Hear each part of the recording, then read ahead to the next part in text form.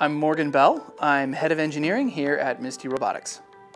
Misty originally started when we were part of Sphero. We came into the Sphero Labs group at the time to try and build something a little different. We wanted to build a robot that was maybe more sophisticated, a little less of a toy and a lot more of like a complex cognitive robot. And we didn't really know what we were doing at the time. We just thought we'd build something that we enjoyed and maybe other people would like it. We've had a ton of challenges building this robot. It was way more complex than we thought it was when we started. We started getting modules and components and started making them work together. And as things got more complex and sophisticated, you lose sight of how hard it is to integrate everything together and how hard it is to build a cohesive product from all of these disparate things.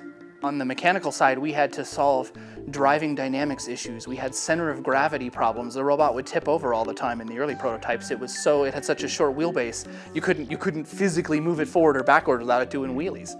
There were a myriad of electrical challenges that we encountered bringing up this robot.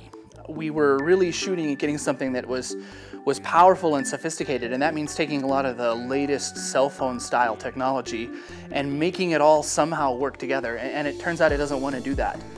So you have to spend a ton of time engineering these things to talk to each other and to work together and to manage power effectively and communications effectively. It was a crazy problem to solve. The thing I'm most proud of here at Misty Robotics is certainly the team. We have an engineering team that is unlike any other. I've spent months and months finding all of these people and hiring them and bringing them in here and then letting them be awesome. There's just so many people and so many specialties. When it comes together like that orchestra, it's really amazing to see it happen. There's a ton of challenges in coordinating a robotics team.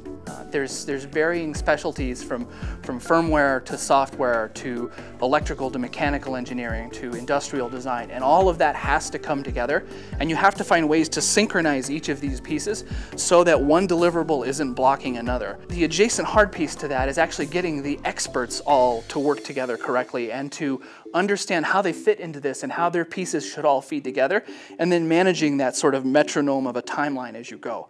It's ridiculously difficult, but it's really satisfying to actually watch the progress start to happen and to see the machine come together.